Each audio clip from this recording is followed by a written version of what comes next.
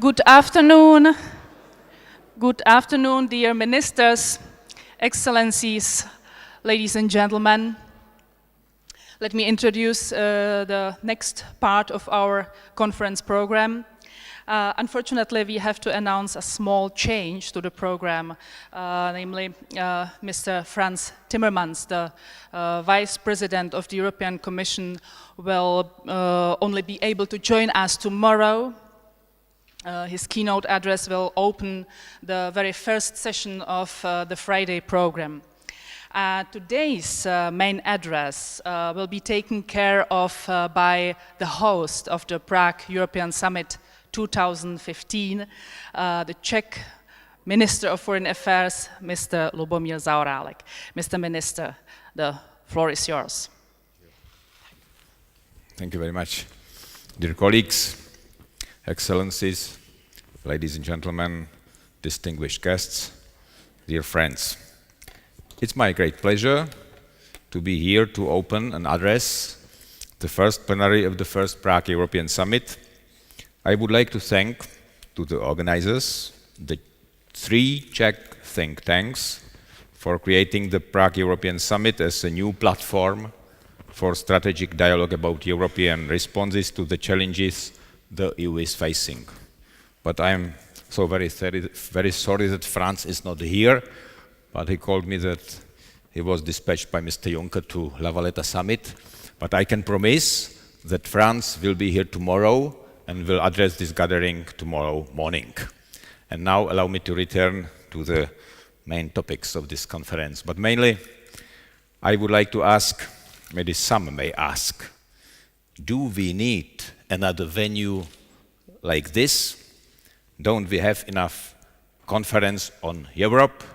Maybe somewhere very successful conference as Globsec, for example, in Bratislava. But I do not share these doubts that we have enough similar gatherings. Let me tell you why. In past few years, Europe has been going through a number of crises.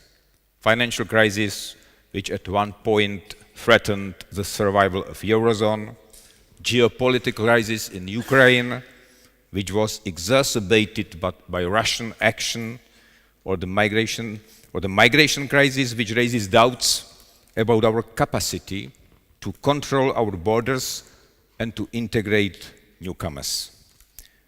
We also face more specific challenges, such as economic viability of Greece or British requests for renegotiation of their EU membership. All these crises and challenges reveal how little we understand each other inside the EU, how easily we put blame on each other, how skillful we are when dusting off old stereotypes or when inventing new ones. They also reveal how biased and ignorant we can be when talking about what is going on beyond our borders. That is worrying. It reminds me of a recent book by Christopher Clark from Cambridge. Christopher Clark argues that in 1914, European leaders were so myopic or blind and ignorant that they were not able to foresee the World War coming and World War disaster into which they were driving their countries. He called them, as you probably know, sleepwalkers. But we do not need to be sleepwalkers. We do not need to quarrel among ourselves and to point fingers at each other. We need to act. Right in these days, we need to act effectively. If we act individually, each on his own, each on her own, we will not achieve much. To really matter, we need to act in common. We need to act as one Europe. Such a collective European action requires that we trust each other, that we trust that everyone does their best and no one is free riding. To achieve this trust, we need to talk to each other, to understand our differences, and to see that different position in the debate is not a sign of an intellectual or moral backwardness. We need to talk, and we need to get a wake up if some of us fall asleep while walking. That's why I believe that it is important to organize events like the Prague European Summit. This particular event takes place against a specific backdrop. It takes place in parallel with the meeting of the foreign ministers of the Visegrad countries and their colleagues from the Western Balkan countries, to which we also invited foreign ministries from Slovenia, Croatia, and the United Kingdom. This meeting between V4 and Western Balkan 6 is organized regularly each year in the fall in the aftermath of the publication of the European Commission report on the progress of the EU enlargement. Being in the chair of the V4 since this summer as Czech Republic, we are happy that we could add a new public dimension to this regular ministerial meeting, and that most of my ministerial colleagues agreed to address the Prague European Summit as well. At our ministerial meeting, we are going to talk about a number of issues, but two of them loom especially large: enlargement and migration. However, before saying a few words about each of these two themes, please allow me a brief reflection on V4 and on Europe. We chose trust, the word trust, as the slogan of our V4 presidency. Our motivation was twofold. To start with, we want to celebrate the main achievement of V4, namely that the four countries develop an unprecedented level of mutual trust in their relations. This high degree of trust makes it possible to share information, to exchange best practices, and to coordinate common actions when pursuing our common interests and while helping others. Indeed, in the V4 we do not just help ourselves, but we also extend our assistance to others, especially in the Eastern Europe and in the Western Balkans, where we have a host of common projects. Doing this, we believe that we can spread the trust for the benefit of everyone. However, as all of us know, trust is hard to gain and easy to lose. Therefore, choosing trust for our slogan, we not only celebrate our past achievements, but we also set an ambitious goal for the future. Next year, we are going to celebrate the 25th anniversary of the V4. I have just asked a panel of eminent personalities to advise us on how to keep what we have to so far achieved and how to further advance on our achievements.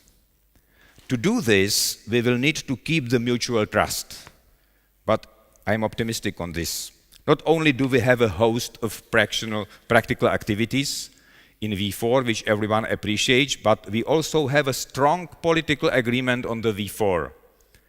In all the four countries, we have solid commitments on the part of the major political parties to the Central European cooperation. That is why political colors of respective governments do not affect the high quality of our V4 contacts. Within the region, the V4 has no enemies, it has just friends. And I am positive that this will not change. The V4 cannot do without the European Union. Central Europe does not make so much sense without Europe. Throughout our history, we Central Europeans derive our identity from our relationship with the Western Europe. A great Hungarian thinker, István Bibó, analyzed this relationship in a careful and profound manner, and what he writes about Hungary applies to all of us in Central Europe. Therefore, the V4 can thrive only as a part of the EU, as a partner for key European players, be they in Brussels, Berlin, Paris, London, or elsewhere. It can never be an alternative or an opposite to the European integration. Moreover, I believe that the very existence of the V4 is of an enormous significance for the European Union. Let me explain why I think so. We often tend to identify the EU with the Brussels institutions. No doubt that these institutions are important. They keep our dialogues going, they provide tools for our coordination, and they can also be places of leadership. They cultivated European politics in a decisive manner. It is their strong presence that makes a difference with Europe of 1914, which sleepwalked into a disaster. Important though the institutions are, they are only a part of the picture but not the whole of it. The European integration is also about the bilateral and multilateral relations among the EU members, among the governments and among the societies. These horizontal links, which cut across Europe, provide a breeding ground which nourishes the EU politics. In this respect, the V4 provides an enormous contribution to pan-European networks of trust that help overcome a natural mistrust toward those behind the borders. It's not only about trust inside the V4, but also we have a number of V4 plus configurations which extend our network far beyond the 4 countries. Like today and tomorrow, this is not the meeting of just 4 countries, but of 13 countries in total. Eventually, it is a trust which gives legitimacy to European actions. As you can see, I got back to trust again. Indeed, I believe that what I said about trust inside the V4 is also true inside the EU as a whole. European trust is our main achievement, which we mustn't waste. Now let me say a few words about the topics that I'm going to discuss with my fellow ministries today and tomorrow. The latest enlargement report has just been released by the European Commission. It's also on our agenda today, tomorrow. But I'm not going to discuss this report now. What I would like to stress is that the Czech Republic and V4 countries welcome the progress which the accession countries achieved. We have been supporting the accession efforts of our Western Balkan friends steadily and from the very beginning. We support the enlargement inside the EU, but we also support it within the accession countries themselves by sharing our experience, by providing a targeted assistance. Tomorrow, the 6 Western Balkan countries will sign here a founding agreement establishing the Western Balkan funds, which will strengthen the relation among the 6 countries. The fund has been inspired by our own international Visegrad Fund. We assisted with its construction and we will contribute to its budget and to its working. Apart from our experience, expertise and contributions, we can also offer to our friends in the Western Balkans something more specific, namely empathy. Empathy is a very important word in current and last days. And 15 years ago, we were accession countries ourselves, and we can still look at the EU from that perspective. We know how people feel when their so-called homewares are given marks in Brussels, and how eagerly these assessments are awaited. Therefore, we are aware that one needs to be both firm and sensitive when giving the message to the accession countries. Firmness is in order because the problems are often huge and real, as our problem used to be. And sensitivity is necessary to avoid provoking feelings of being patronized or humiliated. We know how painful it can be. Therefore, we come to our friends to help them solve practical problems. We do not come to preach them. And now allow me to speak a little bit about the last topic, maybe the biggest topic of last days, migration. Migration is an enormous challenge for us in last days. And the central European member states of the EU have to find new ways and means to stop vicious cycle of negative sensitivity, lack of mutual understanding, and mistrust, which is easily aggravated by misunderstandings, critical rhetoric, guided by domestic pressures or lack of communication. The vicious cycle is fueled by the either-or discussion, opposing the concept of generous and welcoming treatment of refugees on one side and the negative attitude towards accepting asylum seekers at all. This may be nonsensing two opposite positions are the main problem of this discussion. The vicious cycle, and this vicious cycle should be halted by accepting that different member states face different public attitudes towards accepting asylum seekers, in particularly from foreign cultures and religions. These attitudes may dramatically limit the freedom of maneuver or the respective governments and moderate political movements who face growing radicalization of broad spectrum of the population. And solidarity, when facing the challenges for our societies as a consequence of the massive influx of refugees through the West Balkan route, may take different forms other than involuntarily acceptance of substantial number of asylum seekers on the basis of quotas. The functioning of quotas would presuppose particular efforts from the side of countries where refugees are not willing to stay. Such efforts cannot be imposed. And the asylum crisis cannot be tackled by an approach either or. Either generous, welcoming attitude or an attitude demanding the immediate closing of borders by all possible means. Such an approach threatens to destroy the foundation of the Schengen system and to do irreversible damage to European integration. Therefore, it is to be accepted that the refugee crisis has to be tackled simultaneously on three pillars. The first, treatment of asylum seekers on our territory according to adequate and affordable humanitarian standards, inclusive treatment in particular of refugees entitled to asylum. The second pillar is a registration and control of asylum seekers and rapid processing in order to quickly identify refugees entitled to asylum, to make sure that the international and European and domestic norms applicable in the member states are fully respected by asylum seekers.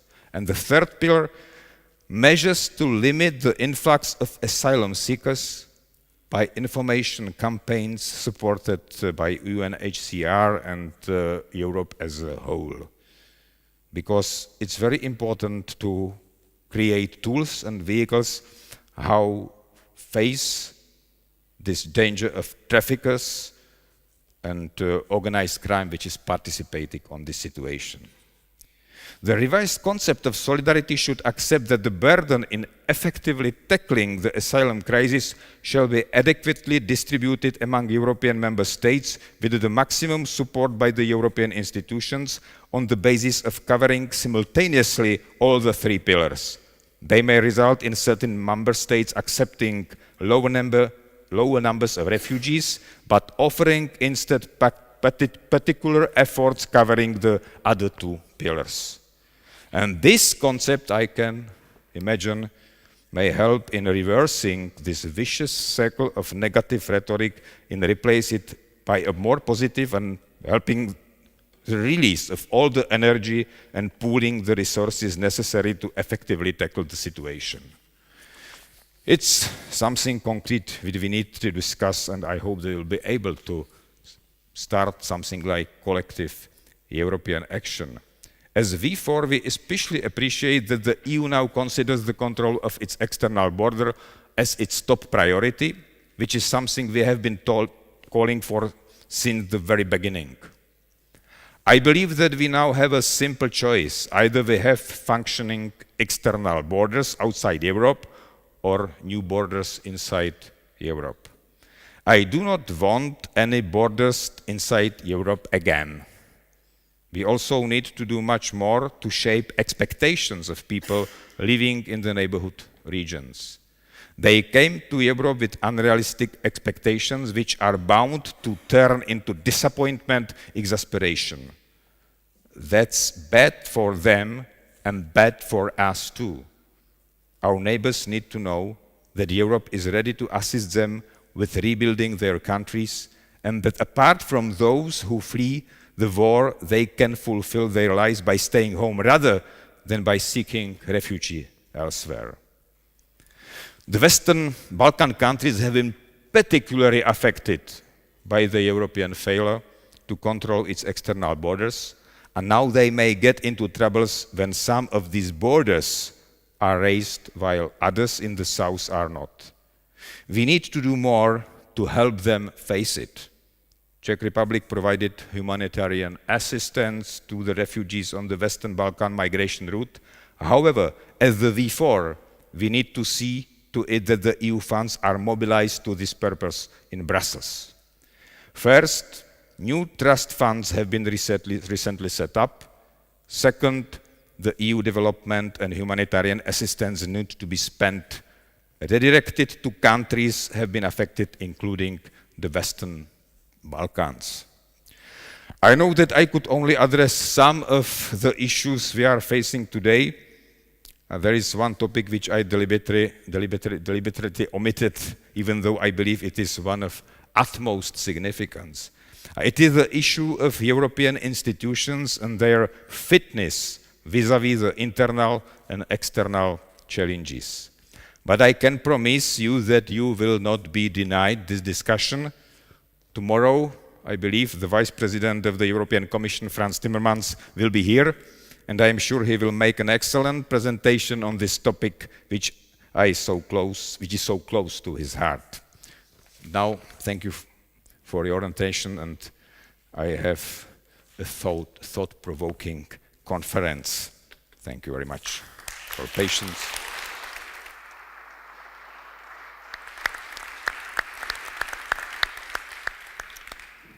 Thank you, Mr. Minister, for the keynote speech. I'm particularly happy that you've covered the whole array of issues that we will be talking about also on this panel, which I'd like to introduce directly.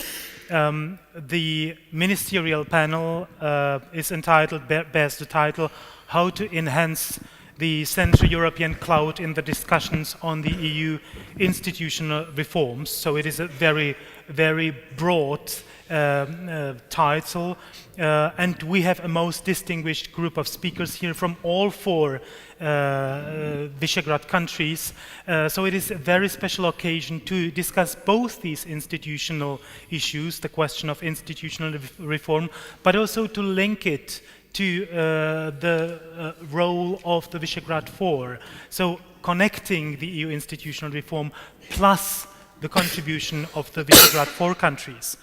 And I think we are all aware that the EU as a whole is currently facing, as has been already mentioned, is currently facing a number of problems. And it is not the individual challenges per se, but their combination that poses this huge, perhaps the biggest challenge for the integration process ever. There are challenges that are simultaneously internal and external. There are simultaneously economic, if we look at the still persistent or lingering effects of the economic crisis, and political.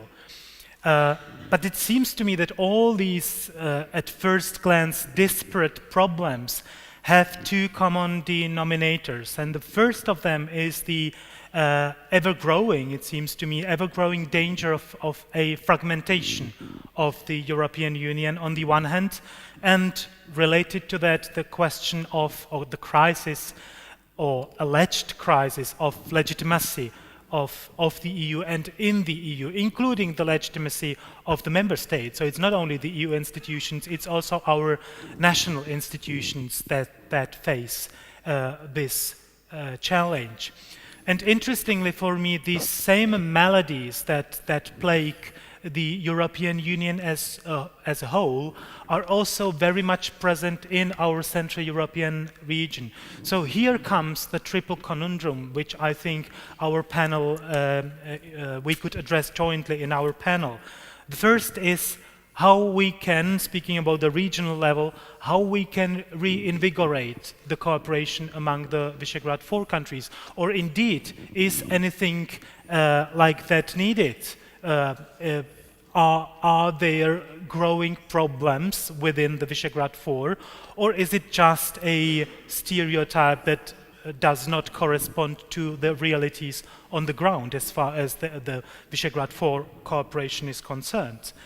The second part of this conundrum is the pan-EU level, how we as Central Europeans, but generally also how we as Europeans can prevent further fragmentation of the EU that clearly is there just outside the horizon of events. And finally, to link these two issues together, how can the V4 countries contribute to a renewed sense of unity within the EU? Because of course, and I'll be provocative here, many would argue that in fact what the Visegrad Four are doing is contributing to the disunity. So how do we confront this accusation? How do we perceive the role of the Visegrad Four in this endangered European Union? Just introducing very briefly the structure of our discussion today, I'll just introduce the four speakers, then we'll briefly give the floor to each of them for a couple of introductory remarks on the topic, and then immediately after that I'll open the discussion for you as well to keep it as interactive as possible for your interventions, your questions, and the answers from the ministers. So to introduce our distinguished speakers in the alphabetical order from right to left, I would like to welcome His Excellency Miroslav Lajčák, the Minister of Foreign and European Affairs of the Slovak Republic. Good afternoon. His Excellency Artur Novak-Far, the Undersecretary of State of the Republic of Poland. His Excellency Péter Szijjártó, the State Secretary of Foreign Affairs and External Economic Relations of Hungary. I didn't know I was dismissed. And of course I will reintroduce again His Excellency Lubomír Zaorálek, the Minister of Foreign Affairs of the Czech Republic, who, of course, I have to stress, is also under whose patronage this whole meeting, Prague European Summit, is taking place, for which, of course, we are truly grateful. So without much further ado, I'll just pass the floor to Minister Lajčák. So please. Thank you very much and good afternoon. I was the only minister taking notes while Minister Zaorálek was speaking, to be noted duly, Lubos, and I'm glad that we have this new initiative, the new platform where we discuss European Union, which is more than needed because we all need European Union, we depend on European Union. European Union affects all aspects of our lives, and it's clear that we want the European Union that is strong, competitive, with full democratic legitimacy as well. And here yes, this is an issue that needs to be discussed. We are a year in a new political cycle of the European Union, which doesn't only mean that we have a new European Parliament, European Council President and European Commission, but we also have a new relationship among the three, or within the triangle, that is a direct result of the concept of Spitzenkandidat, and that has changed the balance. And it is really important that in the internal debates and competitions within the Brussels bubble, it's not forgotten that the institutions are there to serve people. And the institutions' responsibility is to present the will of the European citizens in a way that European citizens can understand and support. This has been one of the problems. Out of excellent work and huge number of excellent projects, European Union started losing the understanding and support of European citizens. So therefore the issue of democratic legitimacy is extremely important. For me, the answer to this challenge lies in the strong role of the member states, which are represented by their governments, who are composing the European Council. So it's really important that the Council does play its strategic role in the decision-making process on the European Union level. The second thesis you raised was the fragmentation. I'm not sure I agree with this word, with this definition. We have obviously European Union is facing huge challenges, unprecedented challenges, is struggling to deal with this challenging, but I don't think it's legitimate to speak about fragmentation. It's really, we have an EU of different speeds already.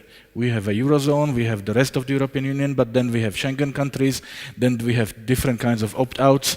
So we have several internal architectures within the European Union, which should not be seen as a problem as long as we all respect the same sets of rules and we all work in the interest of the European Union. What would be dangerous for me if we will see tendencies of different member states to renegotiate the special deal for themselves. So the European Union is an agreement among the 28, and it's not the 28 bilateral agreements between the member states and Brussels. That's really important. And that would be the beginning of the fragmentation.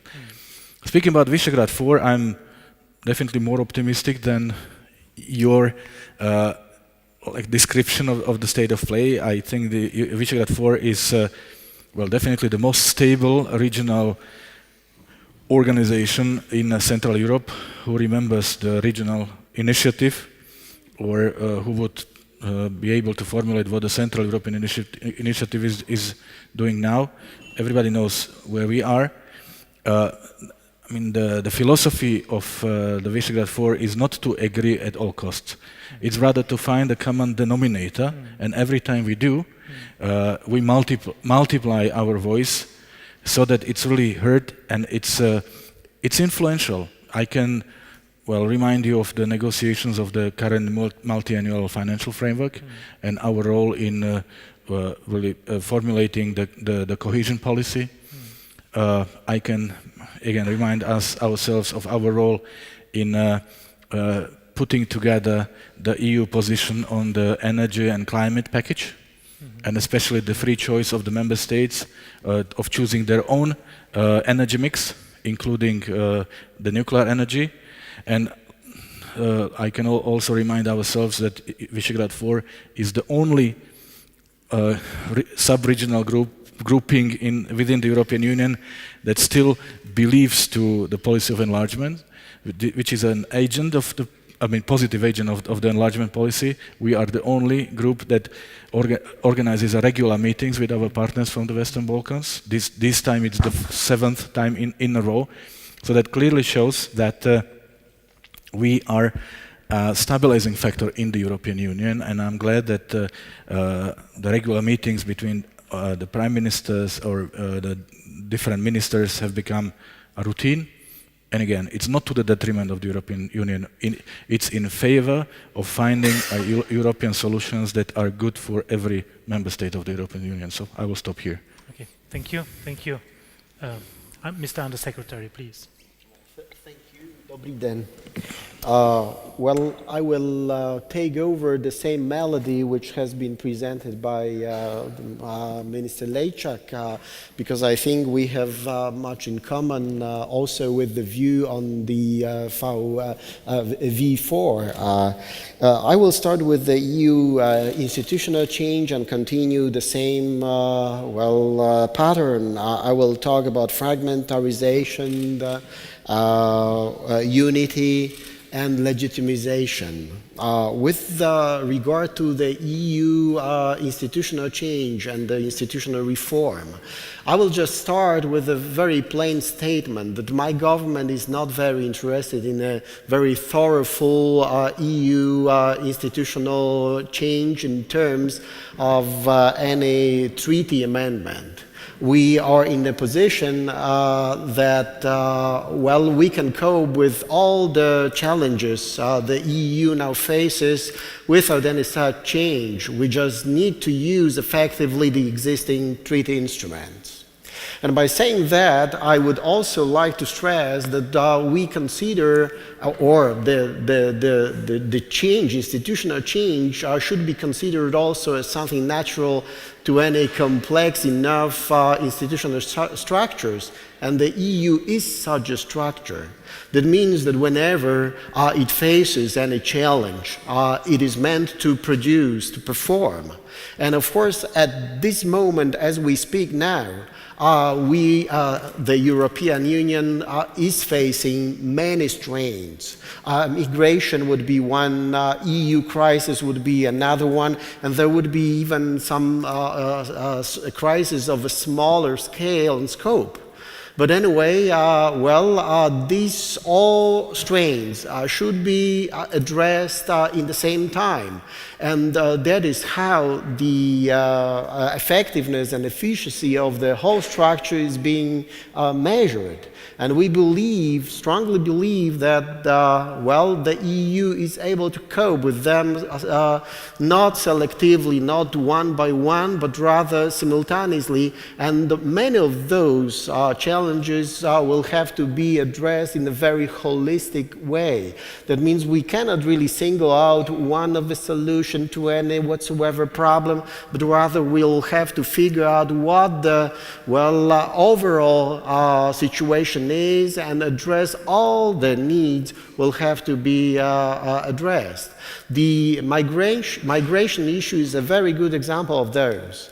If we think only about the redistribution of the immigrants over many countries, that is not a part of a solution. I mean, this is not the solution, this is only a part of it.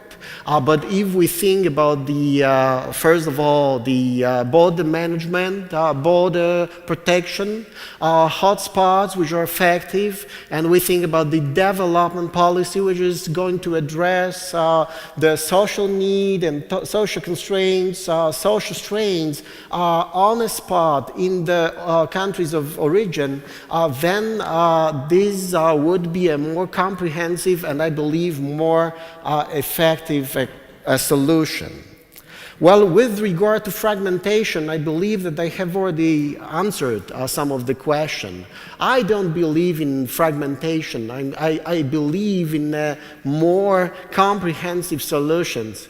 And, whoever talks about fragmentation as a result of some activities of the European Union, I think reveals that, EU is to some extent short of his or her expectations.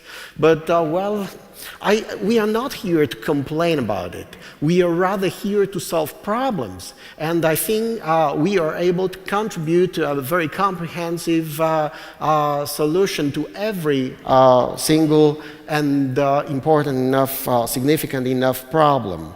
And now I'm heading to yet another issue, that is the question of unity and the role of the V4 countries within that. Does it really contribute to the European unity or not? Well, I believe saying that V4 can contribute to disunity makes a very nice political argument within a context of some negotiations. But on the other hand, I strongly disagree with it. I fully subscribe to the assessment of the V4 done by Minister Lejczak.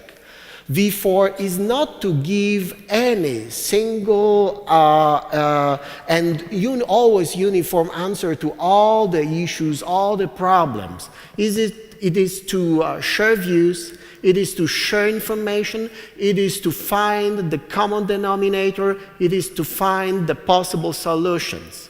Which means that anytime this is possible, well, V4 contributes strongly to the unity of our countries, and on the other hand, anything it is, well, impossible, it leaves us with our own opinions and our own views. It's a very flexible instrument and a very useful, well, useful because it allows us to work out the common opinions anytime we have something in common. And believe it or not, but I think that historical experience, geographical position, also, well, the mindset we have makes us very much in common. And it would be a total loss not to have a forum which is just so effective to make, well, our views, our common views visible to all of the Europe. And I think that, well, whoever is sober in this context, in the whole European Union, can only appreciate it and never say that it contributes to this unity. Well, does it contribute to legitimacy of the European Union? I believe that what I have said has already given you a firm answer how I would answer this question. I'm strongly of the opinion that, well, what I have formulated already as argument only makes me believe stronger that it is going V4 is a very viable instrument also to increase the whole legitimacy of the European Union, because we give a stronger voice of our peoples. And without that stronger voice of our people, there is no legitimacy, no genuine legitimacy, no genuine unity of opinion, and, well, no legitimacy at all. Thank you. Thank you. Thank you. Mr. Undersecretary, Minister Szijjártó, please. Well, first of all, Lubomír, thank you very much for this invitation, and thank you very much for giving me the chance to address the Prague audience about the major challenges that European Union has been facing. Actually, I think it's not an exaggeration anymore to say that European Union did not have to face so many and so serious challenges at the same time since the conclusion of the Second World War than currently. Because if we look around here in Europe, we see that there's war in Europe, in our neighborhood, in Ukraine. If we look at the eastern neighborhood of ours, we see that 5 out of the 6 countries being involved in the Eastern Partnership program of ours are having frozen territorial conflicts. Moldova, Georgia, Ukraine, Armenia, Azerbaijan, and only Belarus is the only stable neighbor of ours in the eastern neighborhood. That's where we got, actually. Which says a lot. If we have a look at the economic challenges, I think it's enough to put like 3 figures on the table, that European Union has around 7 or 8% of the world's population. We create 15 to 16% of world's GDP, but in the meantime we distribute 50% of the world's social welfare spending, which is obvious, and you don't have to be an economist to understand that this is unsustainable on the long run. If we look at the southern partnership, the southern neighborhood of ours, we can see that in the southern neighborhood, situation is getting very unstable because of bad international political decisions.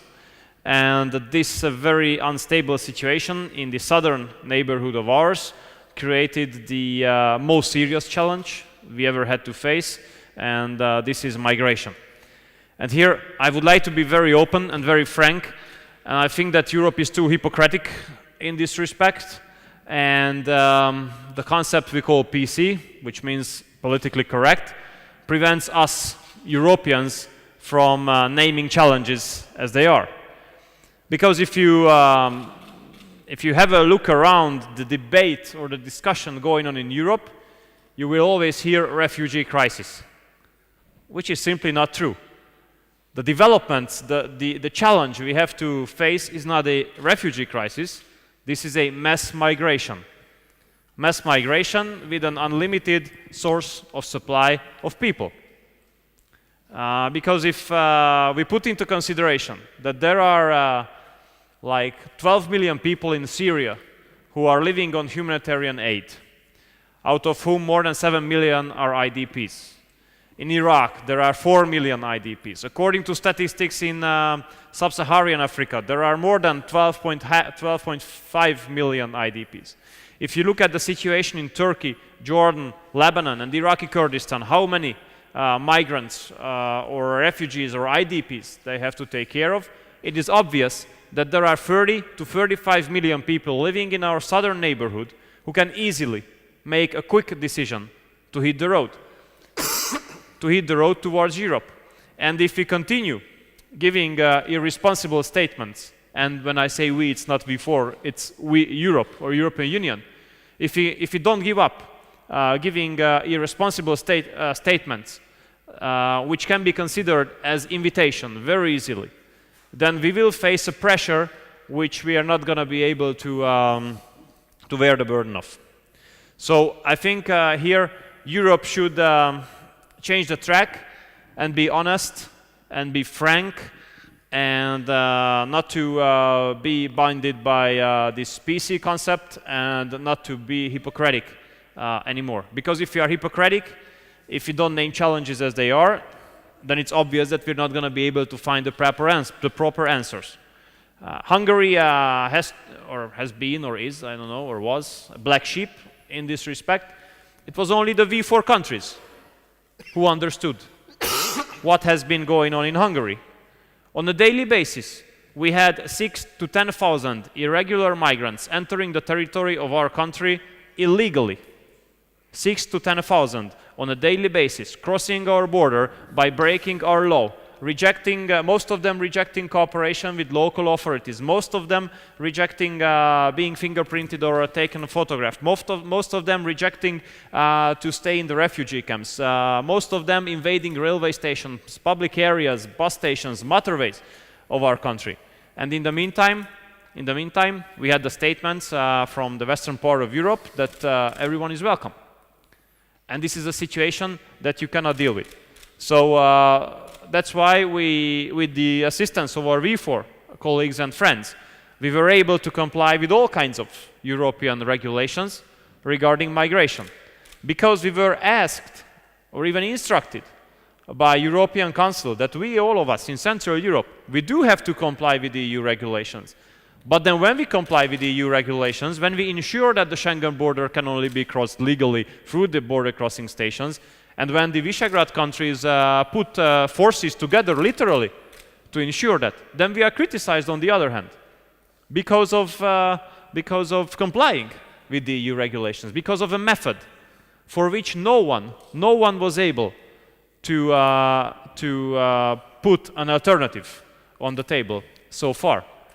So I think that this is a huge hazard that European Union is facing, that if we start to relativize or to, I mean, if we don't take it obvious, natural, that we comply with the EU regulations, then it's going to be a huge challenge. If we criticize each other because of complying with the EU regulations, with common regulations, that's going to be a huge challenge.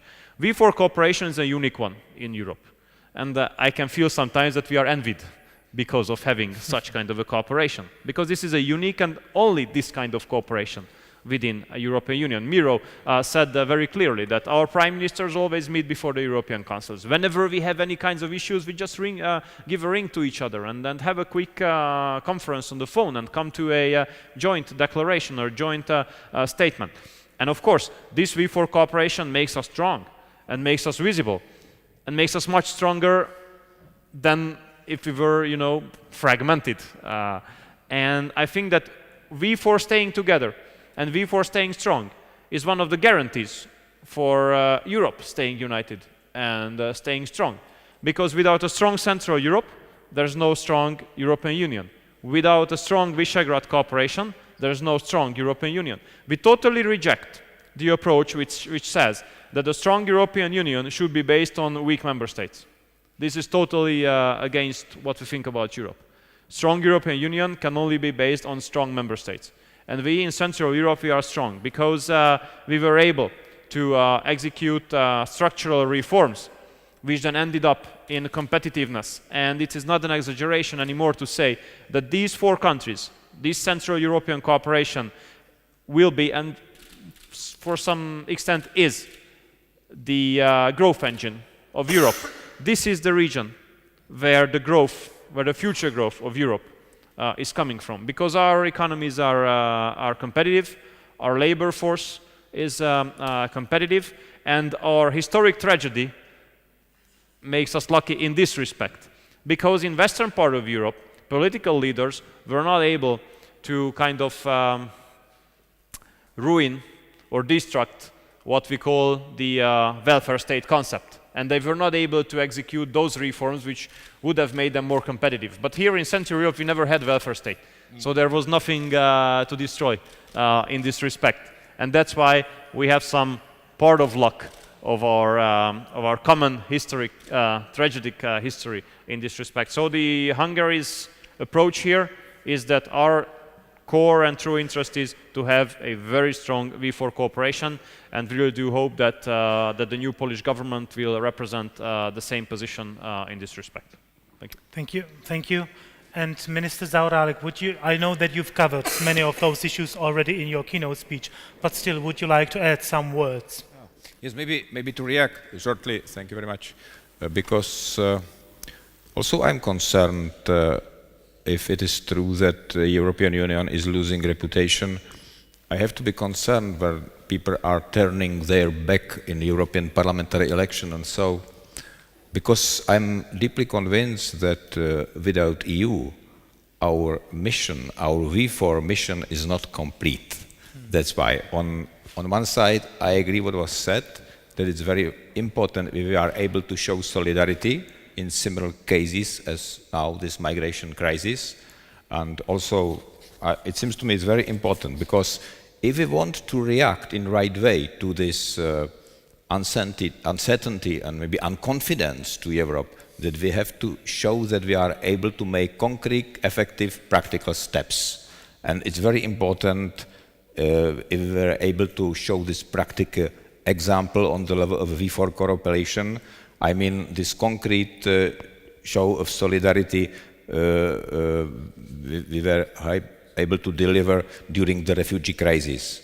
For example, Hungary has been affected much more than other countries, than the rest of the Visegrad group, and I am glad that we were really able, we were first to offer police and army assistance to help Hungary with the guarding of the Schengen border. And it's very important, because we can't only wait when we will have some solutions from European Union, because we are not real state, we are something like confederations, and for me it means that there are 28 members and club of states, and if we are facing so difficult and serious test as this migration crisis, it's prerequisite and precondition that we have to act also on the level of countries, neighborhood, and so. It's very important to be active and not only to wait what will be the future recommendation and what will be the future European policy. It's very important because we are not federal state. On the other hand, I am convinced that it's only prerequisite, and at the same time I would like to make also step how to overcome these tensions and maybe how to overcome these cleavages, because it seems to me it is also very dangerous, because I can't imagine successful Visegrad Group future without our successful cooperation also with Europe as a whole. And that's why I am also very glad that we have here today not only Visegrad Group but also the 13 countries, and we can spread this solidarity and this cooperation also with the other countries, and to show something which is fundament of future common approach of the whole EU. And maybe what was said, but I am afraid that is really really precise, because also for me it is a question. On one side, I'm speaking with politicians, I don't know, from Germany, Austria and other countries, which are really repeating they are overburdened, we are not able to manage this influx of refugees. On the other hand, when I look to newspapers, I see maybe some concrete example how we are solving it in medias. Maybe I saw this group of 6 families of refugees which we are transporting via airplane from the south to the north, I don't know if it was to Luxembourg, yes. Maybe these happy children which are waving maybe on from airplane, that they are leaving south, and they are looking forward to live in Luxembourg. And when you all look at similar picture, you have feeling that is something like recommendation or advertisement, yes, for future happy future in Europe for refugees. It's really that there is something unclear in this, and I can imagine the reaction of this politician in Bavaria when I looking at this. That is something we have to discuss, but not only to speak about hypocrisy, because we have to be able to talk about it. We have to be able to show that we are ready for solidarity, we are ready to cooperate for cooperation, and we are not able to manage this only on the level of Visegrad Group or Balkan crisis. We have to be part of the general European solution. And I would like also to use this Czech presidency in Visegrad Group also to overcome this cleavage and maybe this feeling that there is some fundamental difference between our posture and general European posture. That I feel a little bit sorry that Franz Timmermans is not here today. Maybe it would be better to discuss this thing also with the representative of the European Commission. We need a common collective action on European level, and we have to be part of this solution. Thank you, thank you. Before giving the floor to you, I'll slightly misuse my right as the chair, because it seems to me, I absolutely agree with Minister Zaorálek that it is not a cleavage in terms of policies primarily, but what seems to me is happening now that we have several cleavages in the EU in terms of a cognitive gap. So kind of misunderstanding each other. And I want to speak about these 2 examples and perhaps pose a question for all the distinguished speakers. The first of them, and we touched upon that already in the first panel, and that is the Brexit issue. Clearly, there is primarily a cognitive gap between the UK and I don't want to say the rest of the Union, but still, let's say the continental mainstream in the integration process. And there, among the 4 points mentioned by Prime Minister Cameron, one which I think is particularly sensitive for the Visegrad Four is the call for benefit restrictions for the migrant workers in the United Kingdom, plus another one, what Prime Minister Cameron called the end of obligation to an ever closer union, which seems to me would imply a treaty change, which of course would be highly difficult. So these 2 things, what do you think about them? Is there a common Visegrad stance on those issues? And also perhaps if you could comment on your national positions.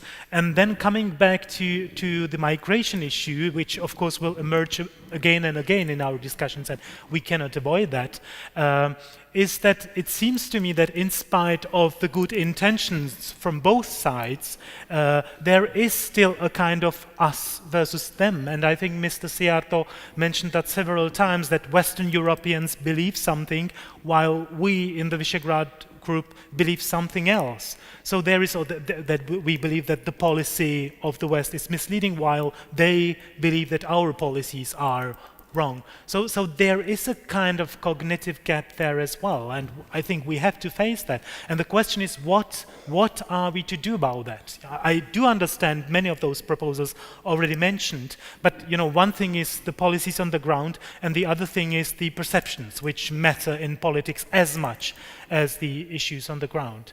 Could I start with Minister Lajčák again? Absolutely, and I fully agree with you that the perceptions sometimes matter more than the reality, and that's the fact we have to live with, and we have to try to match the reality with the perceptions as much as we can. Look, I'm a very EU-positive person. I strongly believe in the European Union. I think we make lots of mistakes by being so negative about the European Union in the European Union. It's difficult to expect that we will be adequately appreciated outside of the European Union when all you can hear and read about the European Union in the European Union is criticism and doomsday scenarios about the European Union. Let's not forget that this is the most successful union of states ever created on this planet, the highest level of political stability, with the highest standards of economic prosperity, with by far the highest standards of the protection of human rights and other, all kinds of privileges. But normally, the number one investor or number two investor in all over the planet, obviously the largest provider of development assistance, of humanitarian assistance. So we are, but there is something similar also with the Visegrad Four.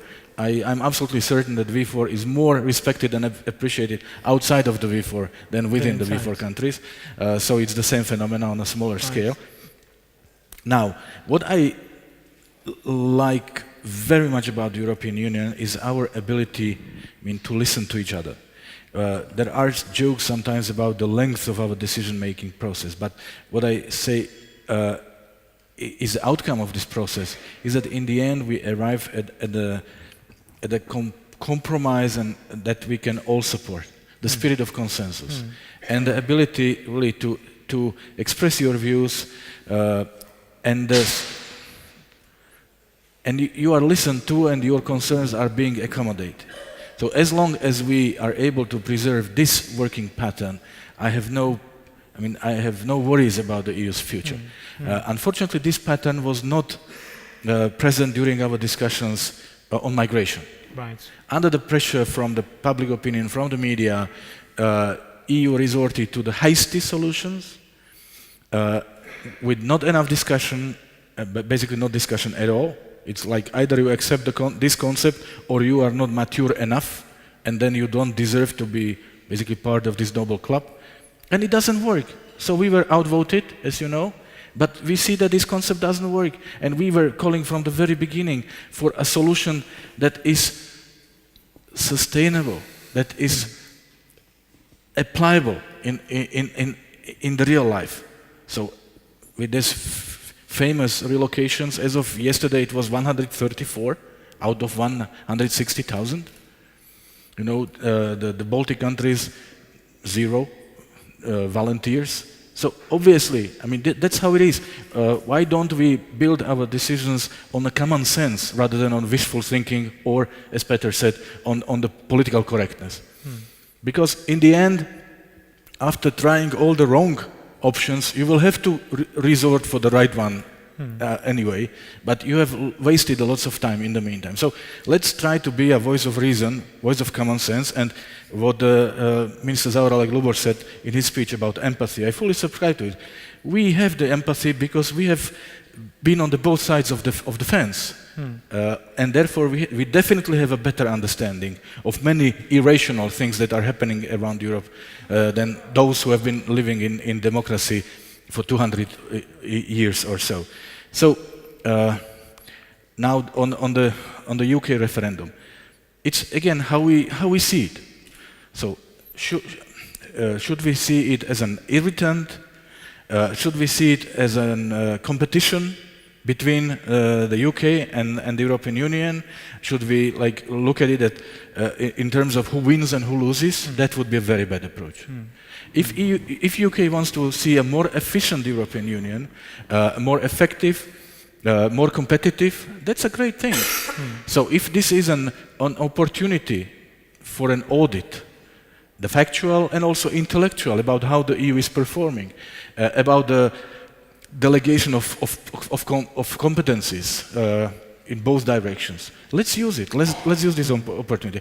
Out of these 4 chapters, I mean 4 areas that are mentioned in Prime Minister Cameron's letter, 2 of them are the economic performance and the global deepening of interaction. Yes, global competitiveness. We can fully subscribe to it. That's exactly the philosophy that we pursue. Yes, then there are the integration part and the social benefits part are questionable. But let's enter into the negotiations without prejudices. Obviously, I would say for us in Slovakia, but probably for all of us, there are 2 red lines here. First of all, we have to negotiate a deal for 28. So there is no picking and choosing for the UK. That would not be acceptable. And second, no impediment, no limitations of 4 freedoms, and particularly the freedom of movement. So treaty changes, we are not, I would say, well, we just don't believe it's realistic in a short term or in a mid-term. It's not realistic. This is not a good timing for reopening the treaties, but the moment will come.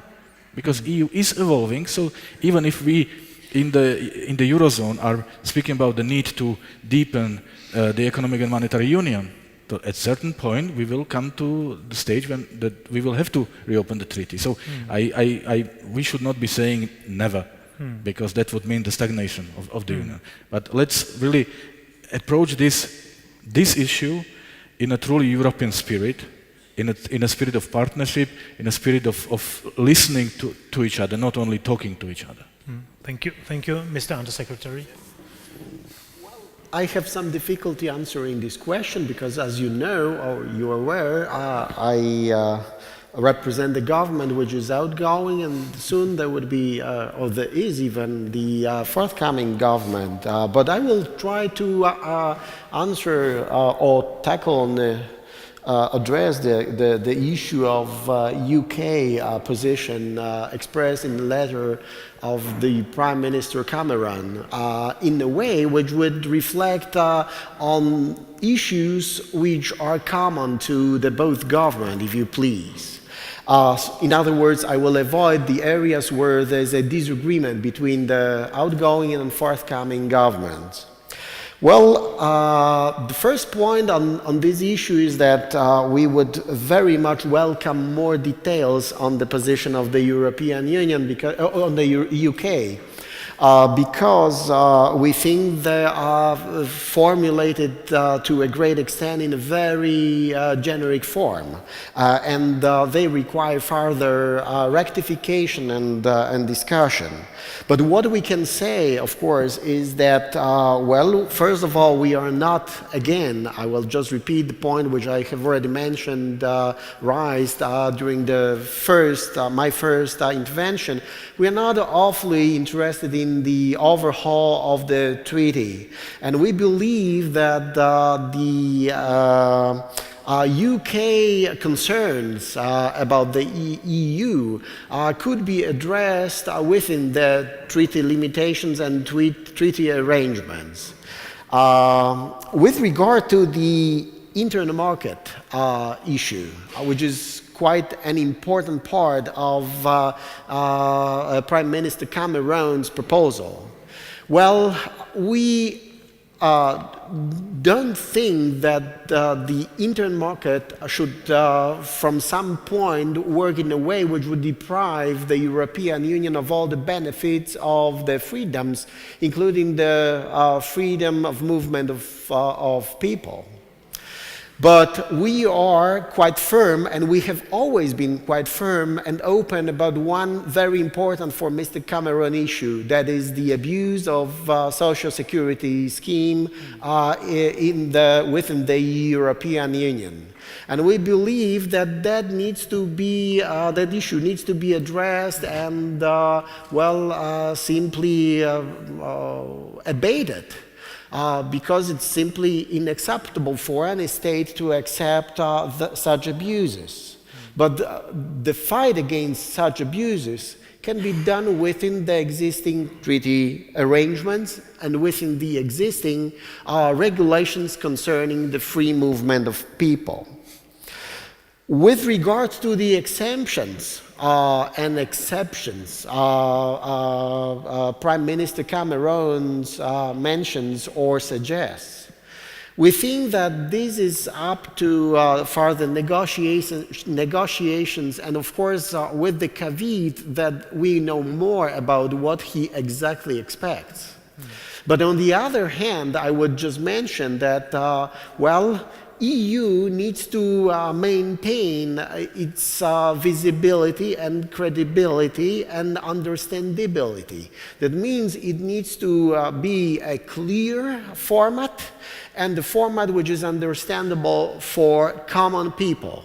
The more exemptions, the more special rules we have with regards to respective member states, the less visible the EU becomes. And as a result, the less workable also that structure becomes. And when I say less workable, that means it's less manageable and less prone to be able really to solve problems of those common people in an effective and efficient way. Therefore, we think that giving exemptions to one or the other state should be done with a great caution, with a great, well, sort of feeling of exceptionality of such a situation. In other words, if we make an exemption, that will have to be an exemption for everyone. And if we think of the exemption for everyone, that needs to be something very general and something which would address the common needs or universal needs of all the member states. Thank you. Thank you. Minister Siarto, please. Well, thank you very much. Regarding United Kingdom, I think it's obvious that it's interest of European Union to have United Kingdom as member of European Union. That's not a question. Of course, we understand the main points of the British government. In some issues we understand, we agree, in some issues we partly agree, and in some issues we disagree, of course, but it's normal because we are sovereign countries, so we, with a different size, with a different dimension, with different history, different potential, so it's nothing tragic that maybe we have some different approaches to different issues. We support the issues raised by the British government on the field of economic governance when it comes to EU and non-EU zone, Eurozone or non-Eurozone countries. We support the idea of becoming more competitive. Of course, we will never accept that our V4 people working in London would be considered as migrants. So we have debates or discussion, but this is normal. And I would like to come back just for one sentence to the issue of the strength of V4 cooperation, because sometimes, of course, from external sources, we would like to be weakened, saying that, oh, look, this is an issue what the Visegrad countries do not agree, like the last time when it came to a vote about these obligatory quotas. Yeah, but you know, we are four sovereign countries with a different type of potential, history, capacity, size, whatever. So it's obvious that in different issues we can have different approaches, but until we agree on 9 out of 10 very important questions, then it's a strong cooperation. No one should expect us to see everything in the same way because we are sovereign countries. And when it comes to migration and the differentiation between we and them, you know, of course, last time we said something like that in kindergarten, that it was not me who started, you know. So we were not the first to set such kind of a comparison, because we never defined ourselves or our position compared to another position. We have represented a very strong and firm position on migration from the very beginning, because I can remember all three of my colleagues and myself raising this issue on the Foreign Affairs Council on a continuous basis, that we understand that the EU institutions concentrate on the Mediterranean route, but please understand that there's going to be a pressure coming through the Western Balkans, and this pressure would be growing. But no one paid attention to that. No one, no European institutions. Everyone was focused on the Mediterranean and Italy. And now, since June, the pressure on the Western Balkan migration route is much higher than the pressure on Mediterranean. And it was obvious, if we had a look at the figures of last year's, that after October, the pressure would be doubled on the Western Balkan route. And the reason is very simple. In the winter time, you cannot use the sea road or the sea route. The migrants would use the land route. It's so obvious. So last year, Hungary had 43,000 migrants, out of which 22,000 came until October, and 21 came November, December. Now this year, we had 390,000, but then we stopped with the assistance of our Visegrad friends. But here I think that we should be aware that European Union is not in a shape to accept hundreds of thousands or even millions of economic migrants. And here we have to make a very clear differentiation between economic migrant and refugee. And you know, I hear this in the communication of our Western European friends. They speak about it, but they don't do it. Because when it comes to the real question that can someone be a refugee from Serbia to Hungary, or can someone be a refugee from Croatia to Slovenia? Or can someone be a refugee from Austria to Germany? The answer is obvious, no. If someone moves along the Western Balkan route from Greece to Germany, crossing, I don't know, 7 or 8 countries, at that route the motivation is surely not running for his or her life, because their lives are not in danger. Not in Greece, not in Macedonia, not in Serbia, not in Hungary, not in Slovenia, not in Croatia, not in Austria, not in Germany. They have another type of motivation, moving because of economic reasons. And you know, it's legitimate, everyone wants a better life in economic terms. But if this is the case, let's call it like this, you know? I don't speak about refugees if they are not refugees, because taking care of a refugee or handling an economic migrant, you have totally different conventions and totally different obligations you have to fulfill and comply with. So I think that this differentiation between us and them is harmful, but it comes from being honest or being not honest. And we four countries, we always had a frank, open and honest position regarding migration. Because maybe we could afford ourselves to have it. Thank you. Thank you. Thank you for this question, Brexit. Because allow me to say that I'm convinced that we bear big responsibility for Europe. Because I'm convinced that the European Union was able to really in enormous way cultivate political culture in Europe after Second World War. It is really fascinating work which was done by European Union. Also we bear responsibility for our states which we represent. And looking to history, states have also not been with us that long.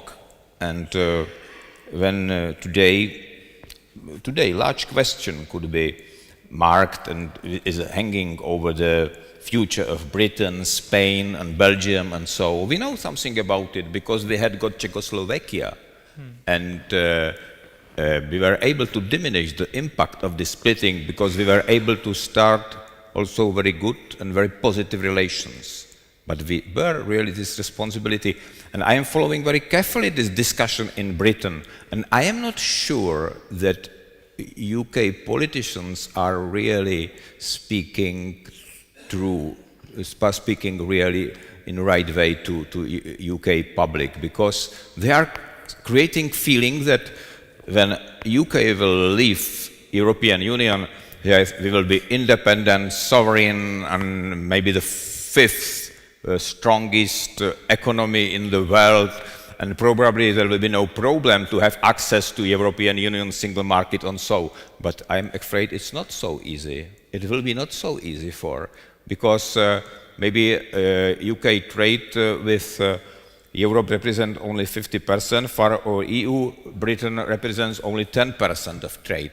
And I'm convinced that if UK will leave Europe, probably member countries will be not so willing to accept our conditions. Maybe now we can speak about rules, and maybe some incentives could be positive for Europe.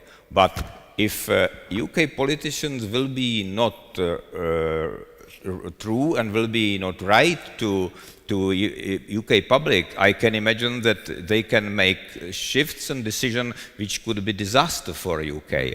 And that's why, for me, it is very important example, and it's very important example how big responsibility we bear for our states and for our future. And I am very glad that I will have opportunity to speak about it with Philippe Hammond tomorrow, because it's something which is a very important part of our today European discussion. And also you said also one interesting question. You asked if there is some cognitive gap between Central European countries on one side and the West. Maybe, probably yes, because we really represent different stories, different history, different experience. Probably our democracies were created from different roots, and also our relations to, I don't know, different countries. We have probably different relations to migration, for example, when I compare the history of France and Germany and these countries, and when I compare with our democratic development, which are absolutely different. On the other hand, I would like to stress, I am speaking about it not to deepen this differentiation. No, I am convinced, deeply convinced, we have to overcome this cognitive gap. And that's why I am repeating, we have to talk one another. And I agree what Miro said, maybe. We have to map this differentiation, maybe these different stories and different experience. We have to try to understand one another. We have to try to understand where are these differences, and not to blame one another, not to continue this finger pointing, but to try to better understand.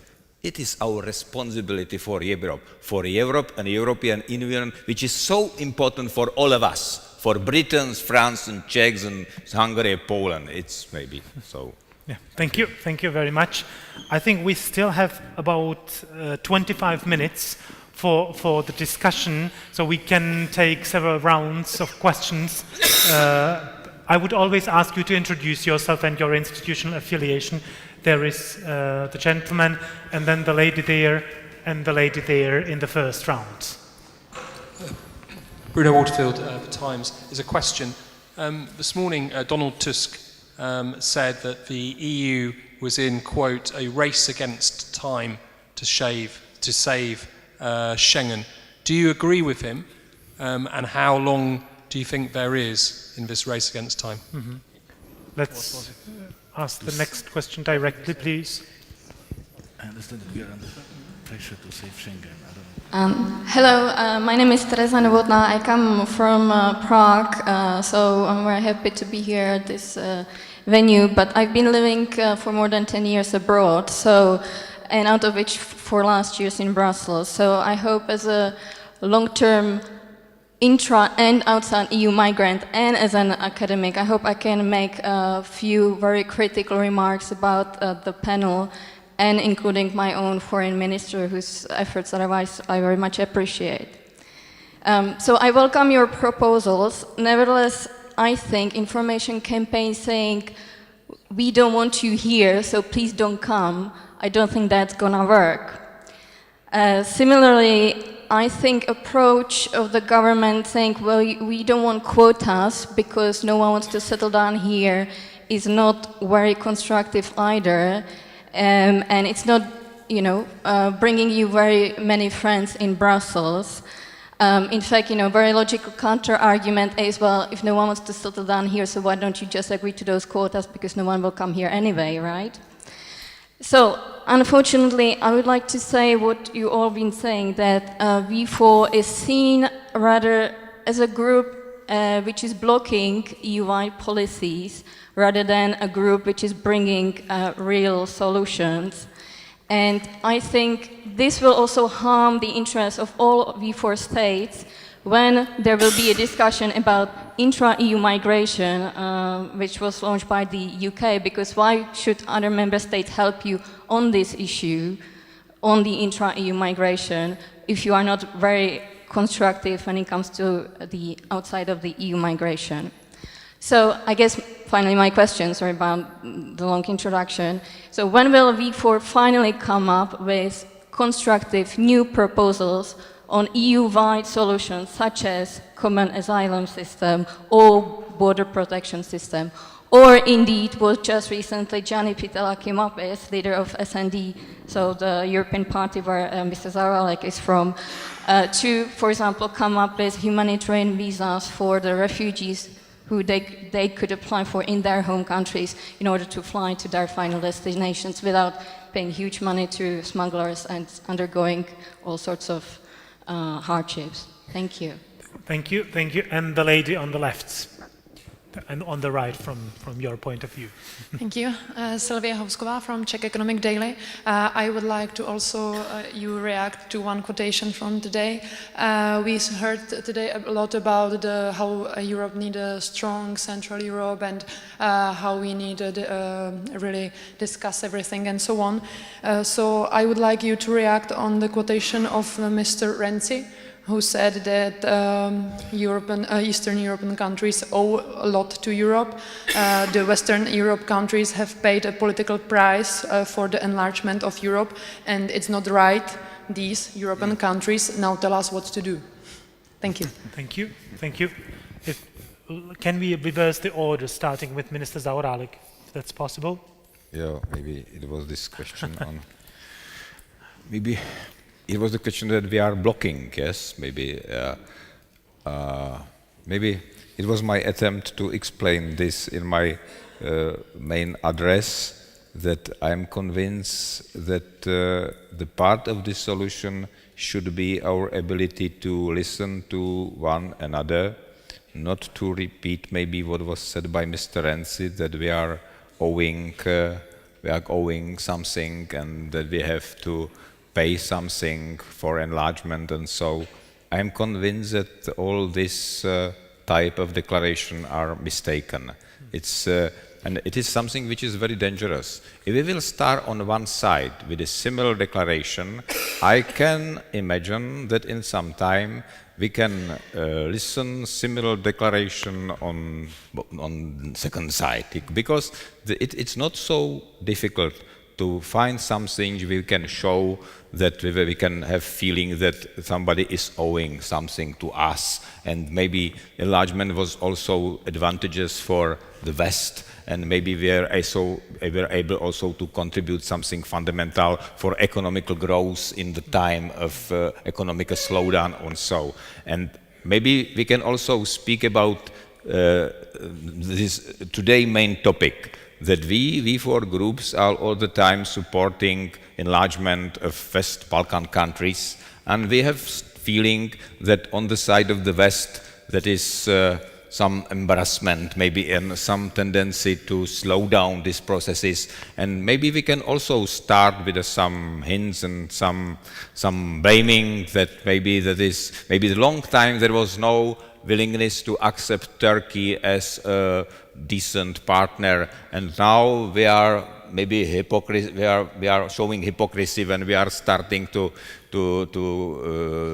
address Turkey to help us in this difficult situation. But it was maybe when I speak about Visegrad countries, it seems to me all the time we are a relatively strong supporter of Turkey accession, support of Turkey accession process, and now it seems to me hypocrisy when we are turning this position from the West and trying to address Turkey. That's why it seems to me that is something like bad discourse, yes. And I would like to propose to stop this. To stop this declaration somebody is blocking.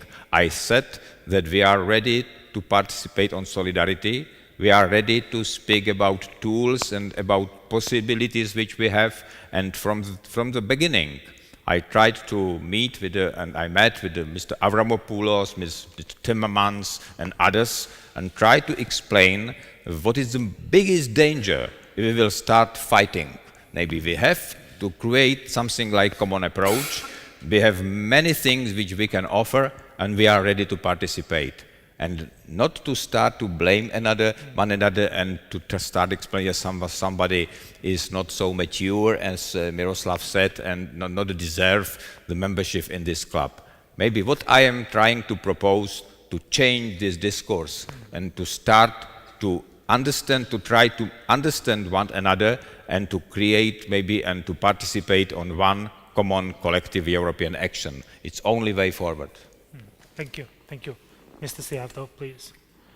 Well, thank you very much for the questions. Regarding the statement of Prime Minister Renzi, if I understood correctly, what you quoted is that that we have, or they have taken political risk of having Central European countries or paid political price. You know, I don't really like this approach because, of course, it was very beneficial for the Central European countries to be able to join the European Union, but it was the same beneficial for the Western European countries that we joined the European Union. Because we opened up our markets, so Western European companies have made a whole bunch of profit on our markets. And without us joining the European Union, it wouldn't have been possible. So it was very beneficial for us to join the EU, but it was very beneficial for Western Europeans that Eastern or Central Europeans joined the European Union. Regarding who blocks whom, you know, I think that we have the solution. The only reasonable proposal regarding how to handle migration was put on the table by the Central Europeans. And this is, if you wish to put into this context, it is the western part of Europe who blocks the real solution. Because we have the solution. Because we have to comply with the EU regulations. We are complying with the EU regulations. We are complying with the Schengen regulations, and we are complying with the Dublin regulations, although it's more and more difficult since the Dublin system seems to be dead. But we put a very clear proposal on the table, a very clear list of priorities. And the number one priority should be the ability to get back the control over our borders. Because if Europe is not able to control her borders, it is totally against common sense to speak about quota, to speak about asylum procedures, to speak about safe countries, whatever. Because if we are not able to control our borders, then the influx will be unregulated, uncontrolled. We don't know who is coming, we don't know how many of them are coming, we don't know where they are coming from and why they are coming. If there's no ability to control the borders, there's no sense to speak about anything. Because when it comes to the quotas, do you think that it makes sense in the current form? Because it does not. Because decision says that relocation can be happening from the hotspots. Do we have hotspots? Second, what is going to happen to those ones who are going to be relocated in our countries? You think that these people would like to come to Slovakia, Poland, Hungary, or to Czech Republic? No, they don't. They do want to go to Germany. And how will you guarantee that on the next day after relocation they will not leave for Germany? And what's going to be the sanction? Or will we put signs on the Slovakian, Austrian, or Hungarian, Austrian border that Schengen border, it's free to cross except for relocated Syrians? Or what are we going to say? So when it comes to implementation of these so-called decisions, then you will, and the closer and closer you go to the implementation, you see that these concrete questions are not answered, and it's totally impossible to implement those kind of decisions that have been made, but they're totally against common sense. And last, regarding the Schengen zone, you know, well, I think that it is our interest to maintain Schengen zone, because this is one of the most important achievements of European Union, and this is a core economic interest of ours. Because in the four countries being represented here, industry is driving economy, and we have big industrial facilities where they work on a just-in-time system.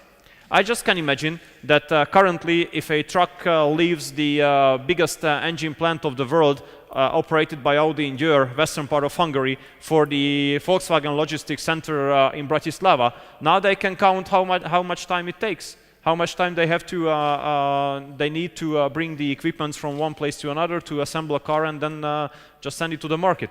And what happens if Schengen dies? How will we calculate all these kind of issues? I don't want to have, I don't want to experience again my childhood when we counted the number of the trucks queuing at the border crossing stations. So maintaining Schengen is a core interest of ours, both on the side of value and on economic interest. Thank you. Mr. Undersecretary. Well, I will address or answer all the three questions very briefly because, well, I think they were pretty much addressed in a very comprehensive manner by Minister Zaorálek and yourself, Your Excellency. But I will just very briefly say that, you know, this thinking about us owing anything for the membership after more than 10 years of the membership makes a very anachronic argument. I mean, we are a single Europe. We are not old and new members because of the tenure, and we should rather stop thinking that way. With regard to Schengen, I think we are talking a lot about, or the underlying idea behind the question is really a cognitive map between one group of people and the other group of people. Namely, I would say those people who take reality as they experience it and those who take reality as they see it throughout the eyes of industry or the economy overall. And that issue has already been discussed, but I will just reiterate a very single point. I mean, people view Schengen most likely via the fact that they do not need to show the passports on a border, but rather they just cross it. But the most important issue is that we cannot really afford, we, the European Union, cannot really afford to abandon the Schengen arrangement for the fact that without Schengen we will again bear a very significant deadweight cost. That is the cost you've mentioned, the cost of crossing the borders by the lorries. By well, the vehicles which make it possible to produce one thing in one country and to consume it or use it in any way in another member state. And well, if you consider the situation before Schengen, where lorries stayed in queues for like 11 hours or even more in high season, that is a measure of the loss of welfare. And if somebody talks about the competitiveness of the European Union and in the same time well considers abandoning Schengen, well, that person is totally inconsistent because we cannot really afford abandoning Schengen. Well, with regard to V4 as a blocking group, well, I consider such a vocabulary about blocking somebody, blocking something, to be rather a part of a negotiation or exerting a pressure on somebody than the real thing. Because what you really see with regard to the immigration, for example, issue, which is a very acute problem right now, is that, well, all the member states try to, or have tried to figure out what the situation look like and how to interpret it and also how to figure out the real solution. And well, my country, and I suppose it to a great extent was supported in its view, has always seen the real solution in a comprehensive one, that is not just a picky one or patchy one with just addressed you know, the most imminent issue, but rather a country which presses for a very good and organized, orchestrated action, including the border control, including the sober classification of all those people who are immigrants but of different characters and so on. And that included also the argument about creating as soon as possible the hotspots which would make the thing on the border more orderly. And that included also the argument about addressing the real situation almost on the spot, that is on the countries where the people from the zones which were very dangerous, immediately immigrated in order to see safe haven. So that was the reality. In other words, I don't consider that argument about blocking anything a real one. Thank you. Thank you. Minister Lajčák. Okay. It's difficult to add what has not been said by my colleagues, and I agree with them, but I'll again start with the last question about Prime Minister Renzi's statements. First of all, EU enlargement is not a gift, it's not a humanitarian assistance, and it's not a one-way street. And Minister Szijjártó elaborated on this. My second point, have we, the so-called new member states, caused a single one of the problems European Union is facing right now?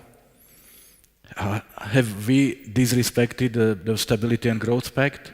Have we violated the Maastricht criteria? Have we been the reason for the economic and fiscal crisis, for the Greek crisis? Is the answer to a single of these questions yes? Why is it so that the EU enlargement policy is defined in all the official documents as the most successful EU policies ever? So that's my answer to the question number 3. Question number 2, you said V4 is seen as a problem, V4 is portrayed as a problem. There is a big difference between that. Then you said that why are we blocking the EU policies? And I ask, we are not the EU? Are we not part of the shaping of the EU policy? How can we be blocking the EU policy? What is the EU policy? Something that falls upon our head from heaven or from the Commission? So that's exactly the disrespect for our views. Because if somebody has his national position, which is outside of the mainstream, it's called position. In our case, it's called problem. Because we are not mature enough, we are not good enough Europeans. And I already asked a couple of questions about who we are. Then you ask about the possibilities of us proposing a constructive solutions to the problem. And it's easy. Let's respect our own rules. That's the answer. First of all, respect and protect the Schengen. I mean, Schengen has been here for years, so we just don't respect it. Second, the registration. I mean, this is also one of the key EU policies. You have to identify the persons who are entering the Schengen area and the EU territory. The policy of returns, we have readmission agreements, they are being ignored. So let's address this issue. Then if a person is denied asylum, normally by the rules the person should leave the territory of the European Union. This is not happening. And again, we are not respecting our own rules. Let's engage with the third countries then. Let's talk to them like we are trying to do in Valletta yesterday and today. The key role of Turkey. You know that without Turkey we will not solve the problem of migration. We also know what Turkey expects from the European Union to be a part of the solution. I'm asking you, are we for having problems with deblocking the accession negotiations with Turkey? No. Are we having problems with granting the visa liberalization to Turkey? No. So are we going to be the problem if there is no agreement between EU and Turkey? Probably yes, because we have already been positioned as a scapegoat. And then address the root causes. Everybody speaks, well, one concrete example, last Foreign Affairs Council, we had two main issues to discuss. Migration, Syria. When we spoke about migration, everybody was repeating, we need to address root causes. When we discussed Syria, the only two ministers that mentioned Syria in the context of migrations were actually Peter and myself. So that's about our honesty. But it's always easy to blame somebody else. And finally, the first question about Schengen. To save Schengen, we have to respect it and to implement it. And we shall do it together. So if Greece cannot provide its responsibility to protect the Schengen border, as we are also protecting, three of us, the Schengen border for the rest of the Schengen, the Ukrainian border. We have to help Greece. It's not the Greek problem, it's the EU problem, it's the Schengen problem. And we can do that. We can send additional manpower, we can send additional technical assistance, we can provide additional money. We are just not doing that, and I don't understand why. And no one will convince me that it's not manageable to create Schengen, because then it would have been a construction fault right from the beginning, which I don't buy. It is manageable because we simply have two options. Either we respect Schengen and continue enjoying Schengen, or the Schengen will fall apart and instead we will raise borders and fences among the EU and Schengen countries. Thank you. Thank you. As the answers took a bit longer than expected, I'm afraid that we will have to finish here. I'll just like to draw your attention to the fact that there is a special panel tomorrow dedicated to the discussion about migration. So those of you who are interested in that issue can raise your questions tomorrow. Let me just thank the ministers for their contributions. Please join me in thanking them.